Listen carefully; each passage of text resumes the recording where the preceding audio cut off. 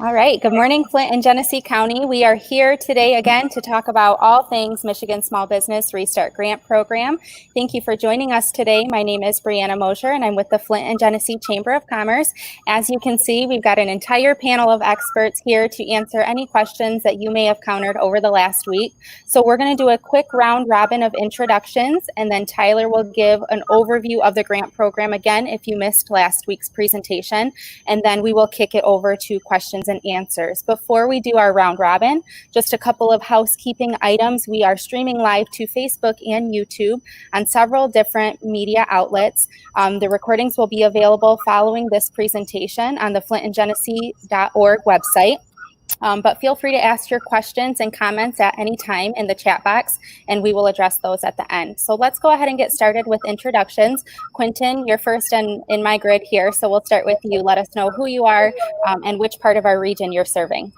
Thanks so much, Brianna. I appreciate that. My name is Quentin Bishop. I'm the Executive Director of Lapeer Development Corporation. We're here in Region 6, and I represent Lapeer County. Happy to be here. Thank you. Ryan, how about you? Hi, good morning, everyone. My name is Ryan Hunt. I'm a regional director on our growth and development team at the Michigan Economic Development Corporation. Thanks for joining us. Tyler? Sure. Tyler Ross-Messler, Economic Development Director at Flint and Genesee. Justin? Hi, everybody. Justin Horvath, President and CEO, Shiawassee Economic Development Partnership, representing Shiawassee County. Great to have you. Carl? Carl Osentoski. I'm the Executive Director of the Huron and Sanilac Economic Development Office. Thank you, Carl. And last but not least, Dan. Hi, I'm Dan Casey, and I'm the CEO and Executive Director of the Economic Development Alliance in St. Clair County. Perfect. Bree, Tyler, thanks for. anything you want to say before we get started?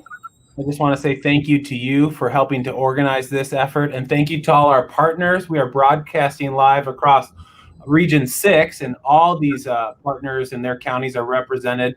And we're happy to have Ryan Hunt here from the Michigan Economic Development Corporation. He is a regional director there in their business growth division. Is that correct, Ryan? Is that how you say it? Growth and development. Close enough. Growth and development, because there's a difference. And if you don't know the difference, ask Ryan. If you could just give us a few words about the importance of this program from a Michigan Economic Development Corporation's perspective, and then we'll get into the presentation. Sure. Yeah. Thank you, Tyler. And again, thanks to everybody who joined the webinar today. This is a very timely and relevant topic. I'm glad to share a quick overview of the program and also discuss just how important these funds will be for our small business community here in Michigan. Following the outbreak of COVID-19 and the decisive steps that Michigan has taken to slow the spread of the virus, many small businesses have faced and continue to face a series of significant economic impacts, including challenges with cash flow and resources needed to support their workforce. At the same time, communities around the state continue to voice just how important small businesses are to our economic livelihoods here in Michigan. And as small businesses and nonprofits wonder how they can reopen following the pandemic's impact on our local economies, it's clear that the programs that were approved earlier this month by the Michigan Strategic Fund Board will be critical to addressing the impacts of the ongoing pandemic here in our state.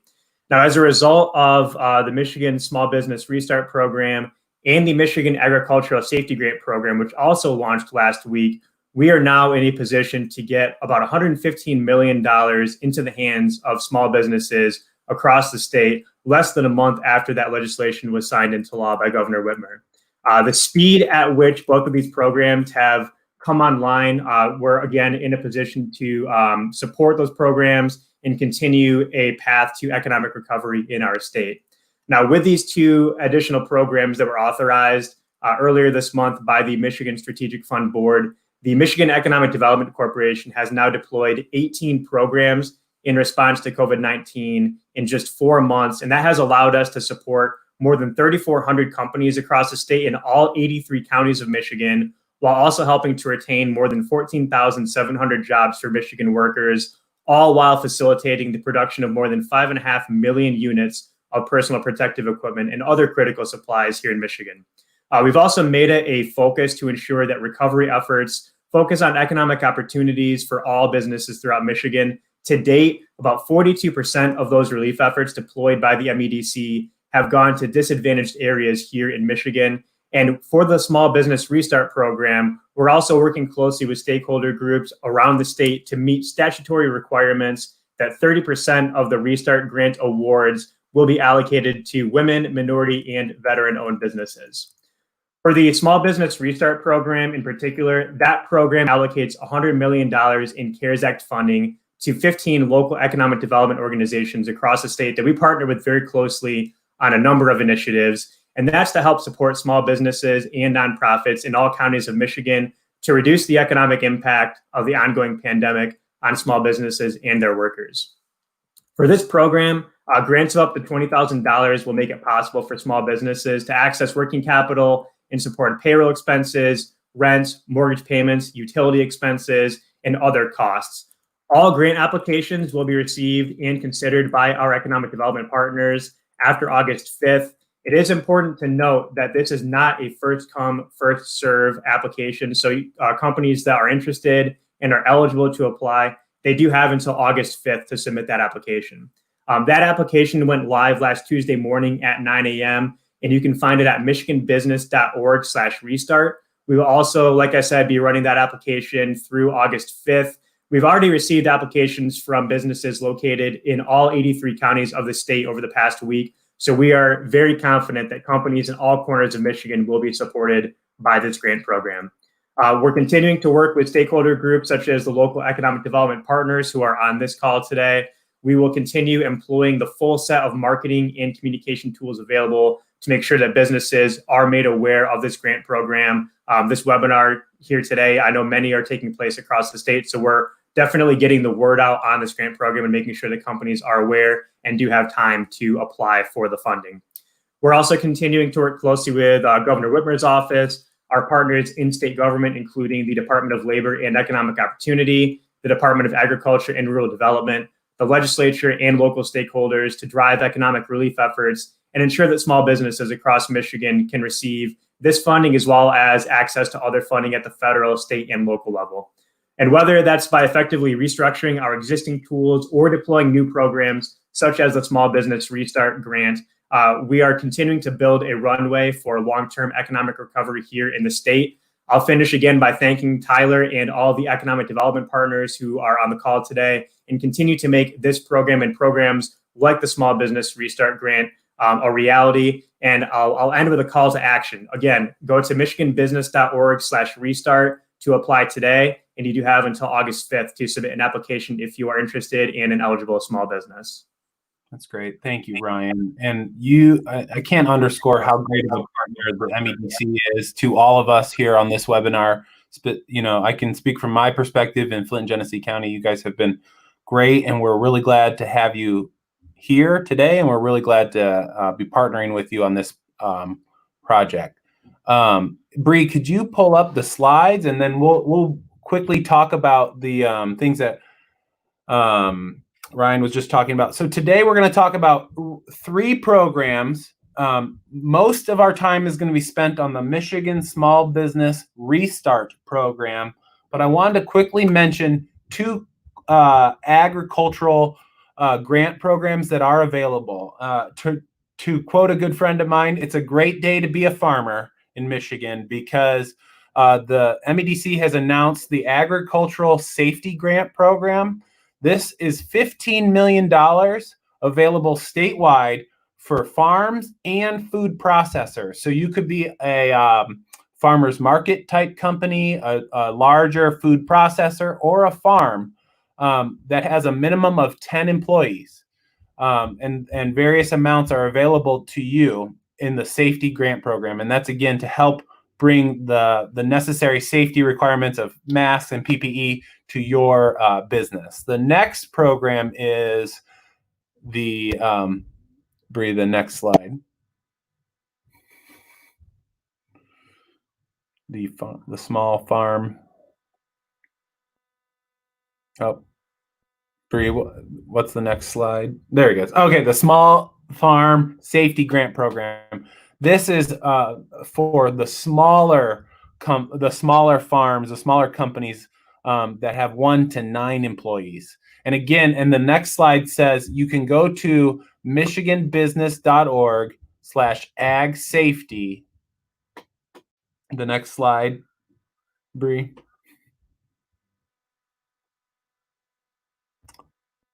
Yes. Okay. michiganbusiness.org/ag-safety to apply for both of those programs. Again, it's for the necessary requirements that you'll need to operate your agricultural business in the world of COVID. So employee training, sanitation costs, testing, PPE, etc.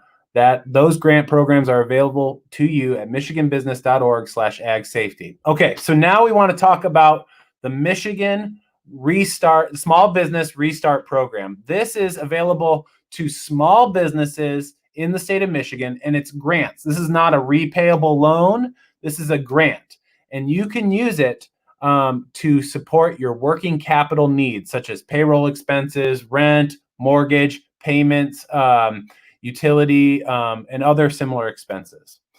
So the next slide talks about the quick facts. So again, Ryan said this, we have about $100 million statewide in this program, and $8 million of that $100 million has been set aside for our region. Everyone here represented on the phone. The maximum grant is $20,000, and the funds will be in your account before September 30th, 2020. And again, the eligible uses are working capital, so rent, mortgage, utility, and other things. The next slide. So how do you qualify to be a part of this program? You have to be located in Michigan. You have to have 50 employees or fewer worldwide. So a true small business. That you have to be able to demonstrate that your industry or nonprofits are available for this program, has been impacted by COVID-19. You have to demonstrate you had a loss of income and that you need working capital. Now, a quick note on this program is that 30% of the funds awarded statewide will go to women-owned, minority-owned, and veteran-owned businesses. So we want to make sure you are aware of that. And the next slide is about the process. So again, you go to michiganbusiness.org/restart to apply. You have between July 15th, which was last week, and August 5th to finish your application. After August 5th, the applications will be scored. The grantees will have to sign a grant agreement, the top scoring grantees, and then we'll get the funds to you before September 30th. So that's a little bit of how the application process is going to go between now and August 5th. Fill out your application. Right after August 5th, all the applications will be scored and graded. The top winners or the top selected awardees will be notified. They'll have a grant agreement and they'll get the money to you as quickly as possible.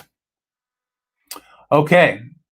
So with that, I want to bring everybody up. And I want to give folks on the various platforms a chance to ask us some questions. So you've got Quentin Bishop from Lapeer County, Carl from Sanilac and Huron, Justin from Shiawassee, Dan from St. Clair, and Tyler from Flint here to answer your questions. And then Ryan from the state of Michigan. Hopefully that was helpful for you, and we want to help you further. Yeah, so we'll give some times for question and answer to come in through the comments. While we wait, why don't we start maybe with some of the questions that you guys have been hearing over the last week since the grant program has opened? One question, Bree, that I've heard over and over is the clarification on what nonprofits are eligible to apply, whether it's 501c3, 501c6, faith-based organizations. If the nonprofit is eligible under all other criteria through the grant, then they're eligible to apply. So if you're a nonprofit, if you're a faith-based organization, 501c3, 501c6, as long as you meet all other eligibility criteria, then you are able to apply and be considered for funding. Yeah. One of the things that, oh, sorry, go ahead. No, yeah, thanks, Oh, Justin. no, one of the things I've heard a lot of here in Shiawassee County is businesses, they've obviously been applying and some have been receiving funds from different programs. Does that, disqualify them from getting these dollars? And my understanding, and Ryan, this is probably a question back to you for an update. Anyone can apply if they're under that 50 criteria. If they got PPP, if they got EIDL, other grants, they're qualified except for those that receive the Small Business Relief Grant back in early April. Is that correct? Yes, that is correct. So if you've received a Paycheck Protection Program loan, an EIDL loan, other federal assistance, other state assistance even, I know there are some companies that received retooling grants through our Pure Michigan Business Connect retooling program. Those companies are still eligible to apply and receive this funding. It's only the Small Business Relief Grant recipients that received grant funding back in March and April from the MEDC that right now are not eligible to receive funding through the Restart program. Is there any, and I actually see here on the comment section, one of our businesses in Shiawassee County was asking that question related to that. Is there any push to allow any changes to that at the state level that might give some eligibility to them in any way? Yeah, I know some local economic development partners of ours have been contacting, and businesses have also been contacting their legislators asking for that change. So if that is something that is of interest for our economic development partners or our business community, for those that have received relief funding through the MEDC back in the spring, I would certainly encourage you to contact your local elected officials, and we'll see what we can do. Okay, so we've got a couple of questions coming in now. I know it was proposed to allow people who received some funds in the last round to apply for this round. Did that go through? And it sounds like that might have been what we were just talking about. Okay. Another good question here. The grant program is meant only for small businesses and ventures that were in place prior to the pandemic. What of the upstarts that were in the making? So this particular business was in the making, but it was stalled due to the shutdown. So do we have any resources in place or out there from a state perspective for those types of businesses? Yeah, you're exactly right that this program really is intended for companies that were in existence and operating mid-March when the pandemic really hit. Certainly, an upstart in the middle of the pandemic is a unique case. I know from the Flint Genesee Chamber's perspective, we'd be happy to help you. Nothing specifically as far as grant programs for companies that are starting in the middle of the pandemic, but there are grant programs and other assistance and pitch competitions available to companies who are starting. So we'd love to connect you to different startup capital resources, but nothing specific for startups during pandemics in our county. I don't know if the other partners have anything.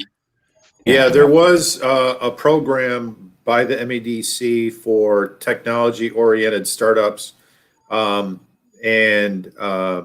that was through the Business Accelerator Fund program. Those monies, as far as I'm aware, are all gone now. There was also a sidebar fund that was created for those same technology companies that wanted to shift gears into producing PPE. And those funds also have been designated since. Mm-hmm. Mm-hmm. Great. We've got another question coming in about the applications themselves, but more specifically how they will be scored. So can you guys kind of provide a little bit information on that scoring criteria? Yeah, so let me take a stab at this, and then I'll let everybody else weigh in. The first thing to know is that by legislative order, 30% of this money will be guaranteed for small businesses, women-owned, minority-owned, or veteran-owned. So that's definitely going to happen. The other thing to note is that this is going to be a very competitive program. I know lots of applications have already come in, and they're going to continue to come in, but we want you all to know this is available for you. The things that our region, this group of people have decided that we're going to take into consideration are really dictated on what you put in your application as far as things like how many years you've been in operation, how many employees you have, and the effect that COVID has had on your business. Okay. I don't know if anyone wants to add on. I sound like a frog. That's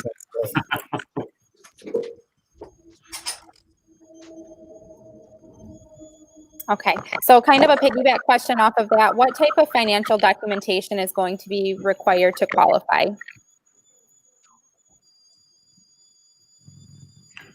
I'll go first, and then you guys correct me if I'm wrong. No P&L statements or tax documents will be required. You will have to submit a W-9 so that we can properly transfer the funds to you. Everything else will just be you narrative, and that's how the pandemic affected you. And Bree, I would add to that although that documentation is self-certified on the application, I would encourage companies to maintain any documentation that can show that they did have a loss as a result of COVID-19, whether that's profit and loss statements, receipts, any other financial or tax documentation that can show that loss in the event that those grants do get audited. That is an important piece of note. So do maintain a copy of that documentation if at all possible.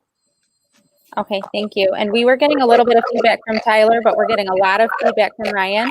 So I'm going to go ahead and mute you and test if that's what it is. And that sounds like what it is. So thank you. We had another question come in a little bit earlier from Lynn. She says that the Lansing posted how the different areas were going to be given points. Will this be similar for each county compared to their criteria? I haven't seen exactly what Lansing has done. I'll have to take a look at that. But we across Region 6 will be grading. We all have agreed on one scoring criteria, and we'll be using that for every county in Region 6. And Tyler, Lynn is actually the person that asked the question. She's in Shiawassee County, so I'll kind of comment here. So I want to be maybe some clarification from Lynn. So, we are going, so the region is getting money, and then there will be dollars that will be made available within each specific county from the region. So, working on that formula. So we will have a set amount of dollars available for each county, but then within the county, we've had that conversation about making sure there's geographic dispersion. It's not necessarily a direct scoring criteria, but I think I can speak on behalf of all the local partners here. We all want to make sure that within our respective counties, that all areas of our counties are getting dollars. We understand it's important to spread that money around to businesses throughout our counties. So. Great.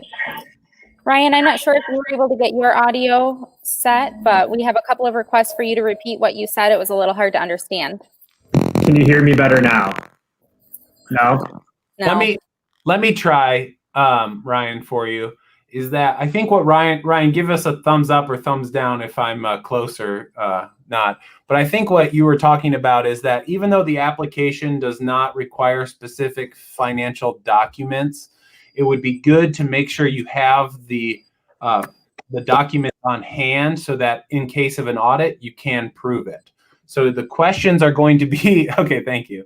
The questions are going to be, for example, how much did COVID affect your income since March 15th? And you might say, I've been down 25 or 50 or 75%, or I've been down $100,000 that I would normally expect during this time.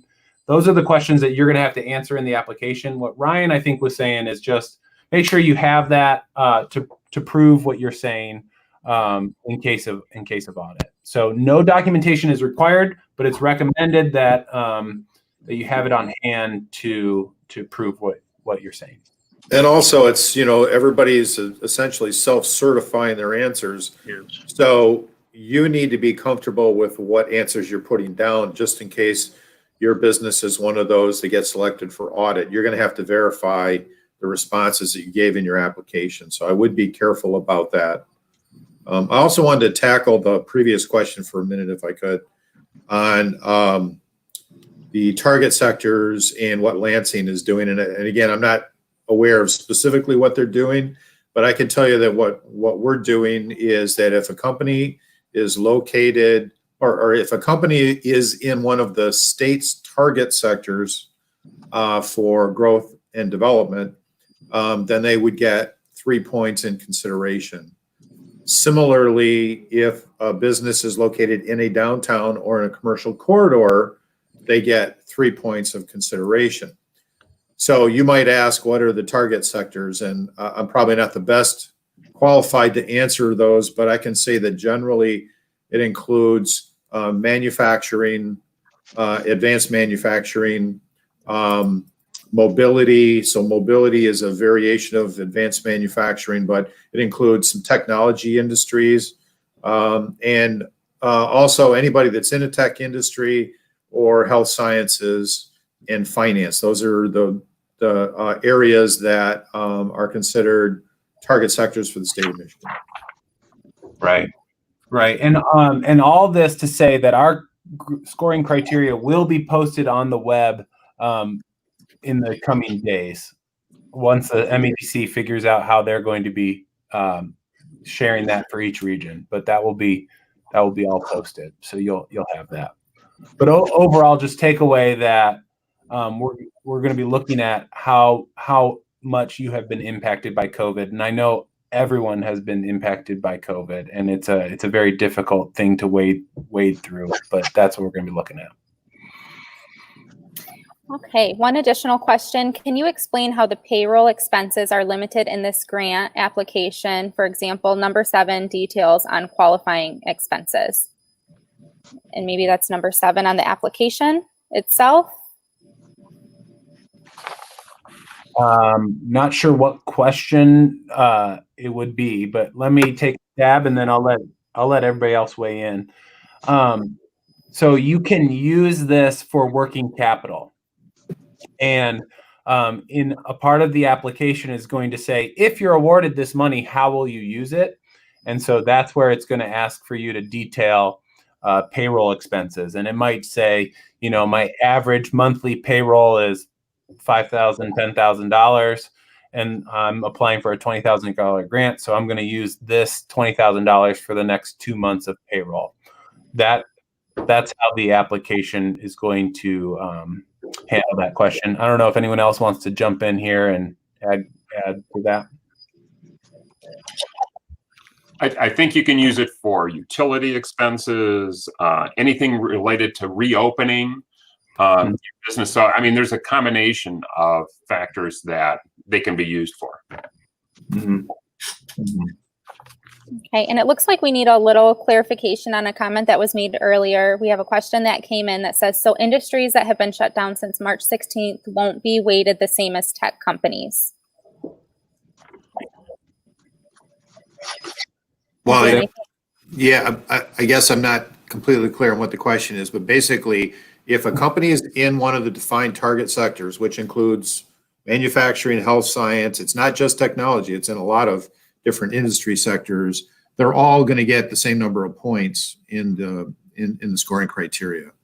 Similarly, if it's a business that's located in a downtown or in a commercial corridor, they get the same number of points. So that's a lot of businesses. That's a lot of businesses scattered around the region.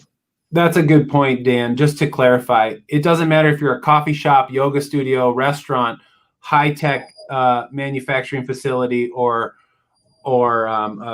medical device manufacturer. If you're going to be in one of those target industries as outlined by the MEDC, or in a commercial corridor or downtown, you're going to get the same number of points. It's just to say, if you're not one of those, or you're not in a commercial corridor, you can still get this grant. It's just those businesses are going to be scored with that section of points. It's not to exclude anyone. It's just to make sure we're following the state's kind of guidance. Good.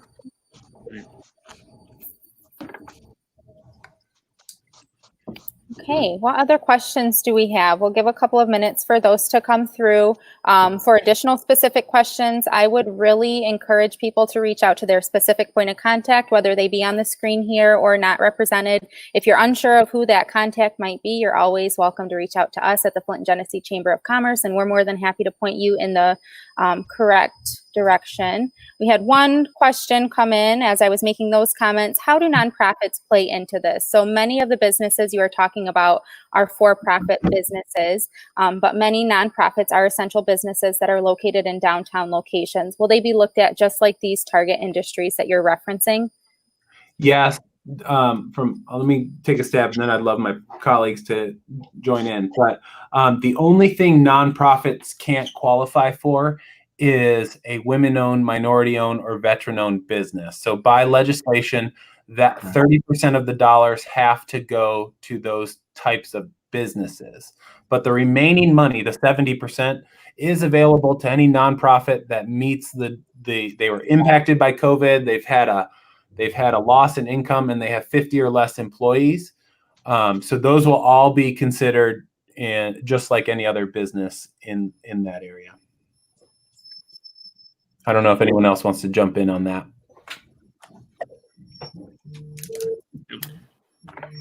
Okay, one more question that came out about use of the dollars, it sounds like. What about equipment? Could we purchase additional digital devices for students to learn remotely? We are a training facility that has been shut down since March, and not every student had a device. Yeah, I think that's an easy yes, and I think you could easily show how you need more devices to help maintain social distancing or help pivot your business model. Those are all good things, and I would say, yeah, you can use it for equipment. It's only $20,000, so I don't know how much equipment it can buy, but hopefully it can do some good. I don't know if anyone else wants to weigh in on that.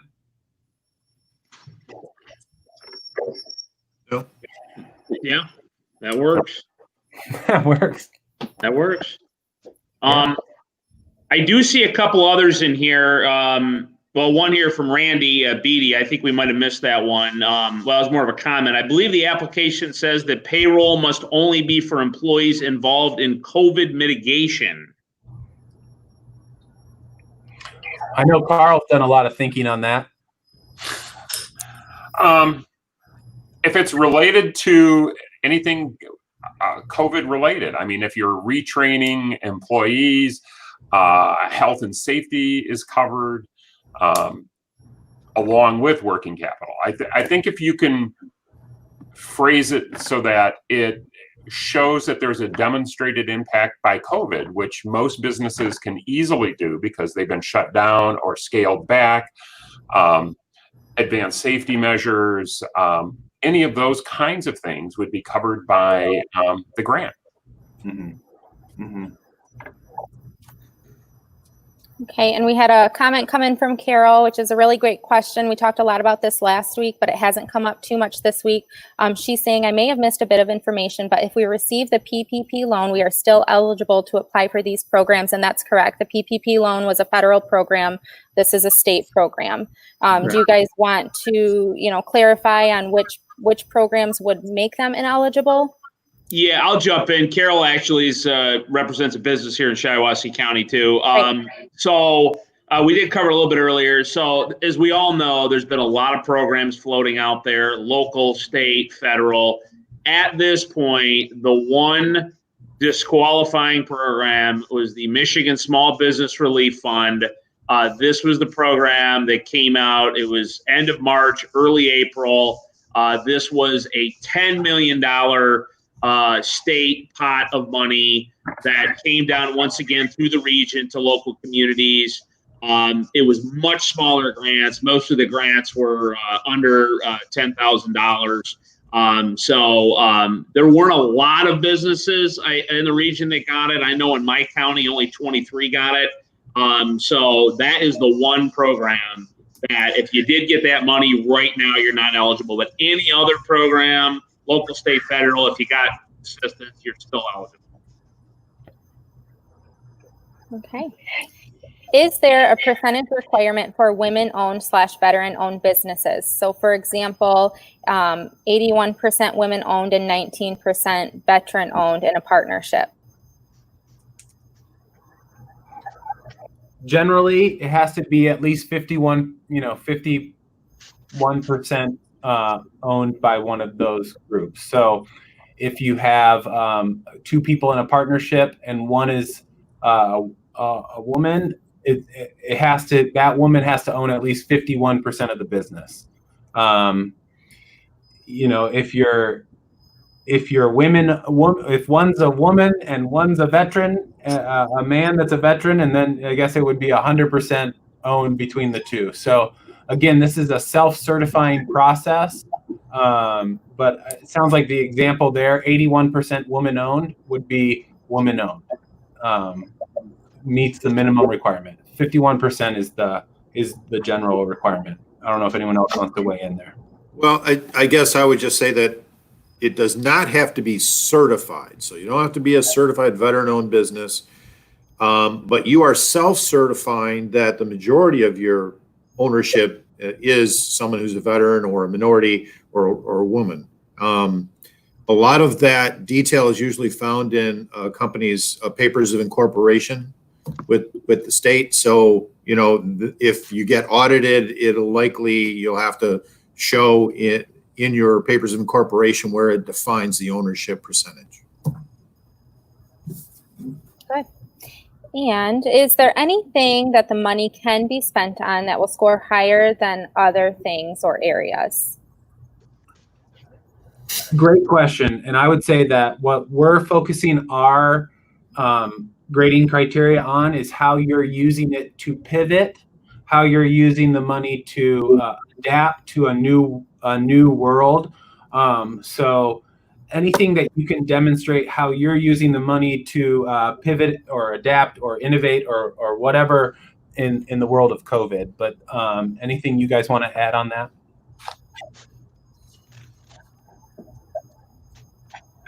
Not really. I guess one thing I would say is I don't think people should get too concerned about, whether they score well in one particular category or not, because there's a lot of categories in which, there's going to be a potential to make up those points. So, for example, if you're not in a target sector and you're not in a downtown, so let's say it's a sole proprietorship, somebody working from their home, yeah, maybe you're not going to get the 3 points in that category, but you might make up for it in some of the other categories based on your responses, right? How have you been affected by COVID? Has your business been completely shut down, for example? You might score higher in that than another business would. So that's what I would that's just my advice to people, that I wouldn't be discouraged if you don't think you're going to score well in a particular category. Right, that's good. Okay. And we had another question come in with a thank you following that. So I'm not sure if she got the answer she was looking for, but Susan asks or says that she received PPP money early and kept her employees on payroll while she was closed. Those funds are long gone. How is this scored for acceptance?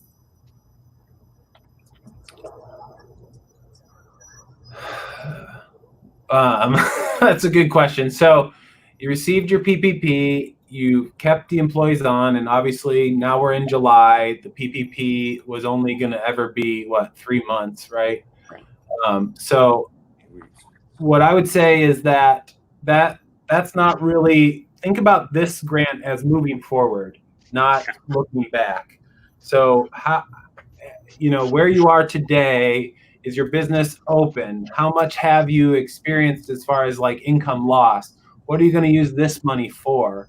Those would be the questions to focus on. So it's more about moving forward. I don't know. And Tyler, I think that's part of the narrative that Dan was talking about. There's pieces for the application.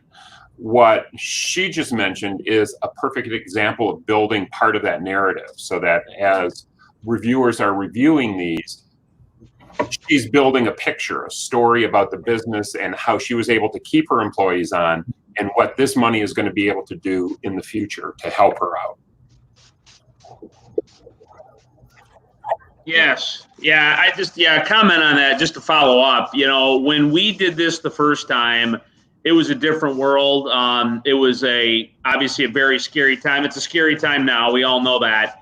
But, when this program came up originally, as well as PPP, it was how do we get money into the hands of businesses as quickly as possible to sustain them, to keep the lights on. And where we're at today, obviously, I know many businesses are still not even able to operate, but I want to say, congratulations to all the businesses on this, because you found a way, either a for-profit or nonprofit, to stay alive during this time. So you deserve credit for that. So, hopefully with these dollars, we're going to be able to, help you accelerate coming out of this and be able to recover more quickly from what's going on. Thank you, Justin. Okay, we'll give a couple of seconds for questions to come through. Any comments that you guys want to end with as we wrap up in time today? Yeah, the group and those who are viewing right now, you may be applying for it, but you also may have a network of people in your community that don't know about this. And especially as it relates to the 30% of veteran-owned businesses, minority-owned businesses, or women-owned businesses, if you and your community group, your church group, your small business group, your networking groups, these are opportunities to share this information. And so think of things like your county's Department of Veteran Affairs office to make a call or to send an email to. Think about things like the VFW hall in your community, the American Legion. Think of your local Wounded Warriors program contact that you can get this information to. You also want to think about like the Women's Business Enterprise National Council, the WBENC. So contacting a local chapter there to get this information in their hands. Also, Women's Life Insurance. I know that they have many, many chapters then spread out to the Social Insurance Club. They would have the opportunity to reach out to their women network and allow for the women-owned businesses to then participate who may just still not have this information for whatever reason. Minority Business Owners Councils, the NAACP, the Hispanic Chambers of Commerce. These are all organizations that have large networks and emails lists that we don't have maybe the contacts and emails to. So if you could take this information, pass this along, and then what's going to happen is it'll eventually funnel to one of us in our county and we can answer specific questions. But August 5th is a very important date. And for all the organizations that we're trying to target, let's get it out to our networks. So thanks. I just wanted to mention those organizations specifically. Mm-hmm. Great. Yeah, thanks, Quentin. All right. Okay. All right. Well, we will end on a positive note today. Kelly says here, thanks for the positive about staying alive. So true. I know I can speak for everyone on the call today when I say we wake up and go to bed thinking of our small businesses, and we're here to help. So if you have additional questions, feel free to reach out to any of us at any time, and we'll point you in the right direction. Okay. Thanks to our panel today for joining us today and answering everyone's questions. I will pull this last slide up here.